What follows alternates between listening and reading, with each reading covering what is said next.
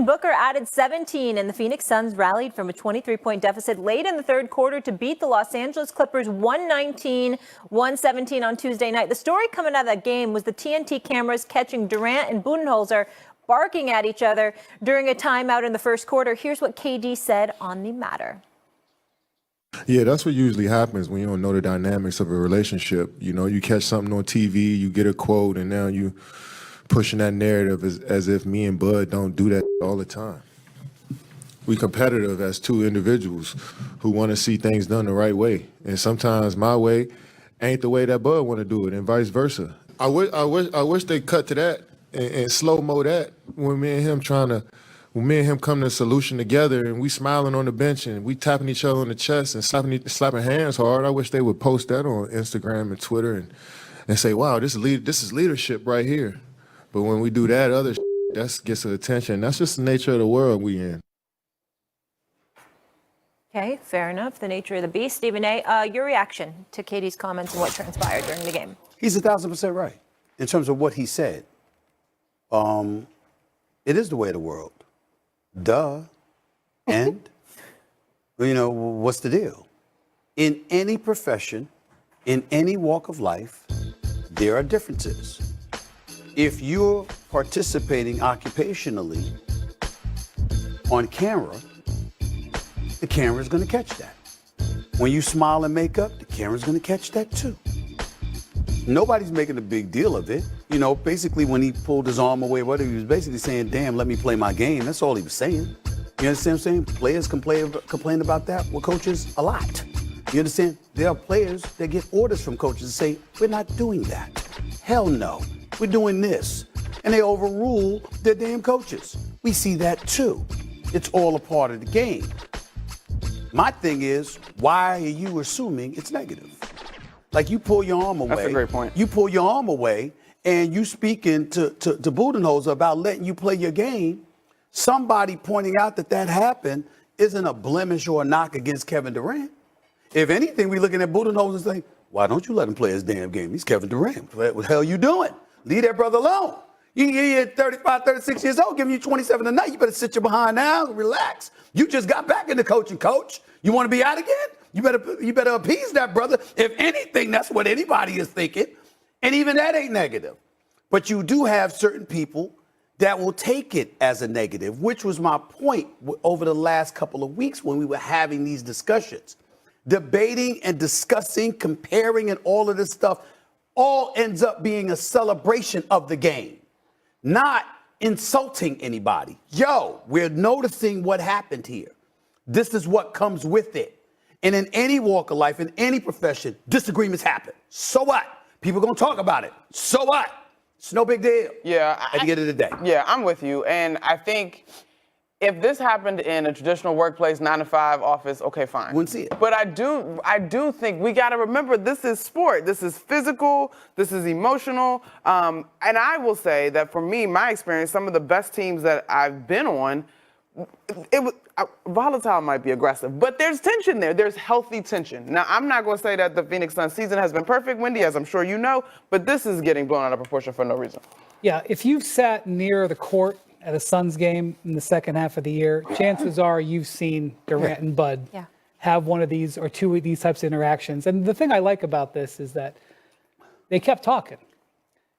Durant, you're right. Durant said, let me play my game. But and they went back and they kept talking. Durant didn't disrespect him and keep walking to the bench. They talked. I'm not worried about that at all. I am worried about the Suns being fully healthy until last night. Bradley Beal got hurt last night. But I'm worried about them losing all these games when they're healthy. Well, they were losing when they were healthy. So, what difference does it make now? Now, they came back. They were 23 down yesterday. They were 19 down in the fourth quarter. Came back, won that game, swept the season series for the Los Angeles Clippers 4-0. I noticed all of that, too. The one thing that I will say, again, when you use Kevin Durant, this is one of the most marvelous offensive basketball players the game has ever seen. And I'm surefire first ballot Hall of Famer. I'm going to repeat what I said weeks ago. I don't want to see him home in April. I want to see that brother playing well into May. He's Kevin freaking Durant. And when you're going home in April with that greatness that he possesses, that's a problem. Because I got news for you. We ain't paying attention to that at all last night. if they're winning. Nobody brought that up. Yeah. Yeah, I would just say the Suns have an interesting opportunity here. The Dallas is in front of them in 10th. I don't see Dallas staying there. I don't see them bringing these guys back. I think so. You're right. You're with me. You don't think they should break Anthony Davis back, right? Hell I no. think Anthony Davis should sit out the rest of the year. Hell no. Why bother? No. And Why bother? not Derek I get Lively it. and not Daniel Gafford. Well, so that was my thing. I was like, I'm Play- calling the whole thing. I'm sorry to say, you play for the draft pick. It's Yeah, kind you're of a saying no-brainer. since the ACL tear. Yeah. So Phoenix can go up and get, they were on the way out. Like AD was going to come back, and Dallas and Sacramento were 3 games ahead of them. Yep. Now they got a chance to make a move, but they have the toughest schedule. You play for the picks, and I get that part. But you also don't let these cats get away with, I'm off. Let me just rehabilitate, all right, and get ready for next season. No, get ready for next season. Y'all know the difference between those who get ready and those who stay ready. So, and that is my one qualm with the shutdown. That's the part that I grapple with, because we hear guys say all the time, you can't duplicate in-game action, practice make the same, the whole thing. And so I do think that the reps matter, but this situation is so Honestly, frail. I don't think they would have been either one of them been back to the end of March. I don't think we're talking about like a month. I think maybe. The point is because I've said this over the last couple of weeks, Eminem, Anthony Davis has never faced more pressure in his career on the basketball court. To be in Dallas, to see how the locals reacted to Luka Doncic being traded, to now see Luka getting loose, which we all anticipated would happen, okay? Anthony Davis was an absolute monster for 2.5 quarters in his first game in Dallas, and then he went down. When he's on the court and he was letting you know, I'm here, that's how he got to be. When he gets back next year, he got to be like that, because I'm telling you, if he isn't, life is going to be very, very hard for him in Dallas, because Luka's not going away. You're saying just shut it Luka's down. not going away.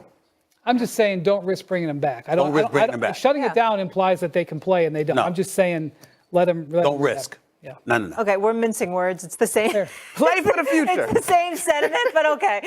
Coming up, Saquon Barkley is laughing his way to the bank. You don't want to miss Stephen A's reaction. Booker added 17, and the Phoenix Suns rallied from a 23-point deficit late in the third quarter to beat the Los Angeles Clippers 119-117 on Tuesday night. The story coming out of that game was the TNT cameras catching Durant and Budenholzer barking at each other during a timeout in the first quarter. Here's what KD said on the matter.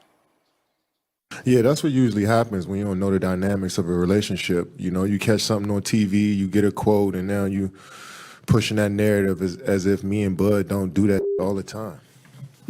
We competitive as two individuals who want to see things done the right way. And sometimes my way ain't the way that Bud want to do it, and vice versa. I wish they cut to that and slow-mo that when me and him come to a solution together, and we smiling on the bench and we tapping each other on the chest and slapping hands hard. I wish they would post that on Instagram and Twitter and say, wow, this is leadership right here. But when we do that other that gets attention. That's just the nature of the world we in. Okay, fair enough. The nature of the beast. Stephen A., your reaction to Katie's comments and what transpired during the game? He's 1,000% right in terms of what he said. It is the way of the world. Duh. And, what's the deal?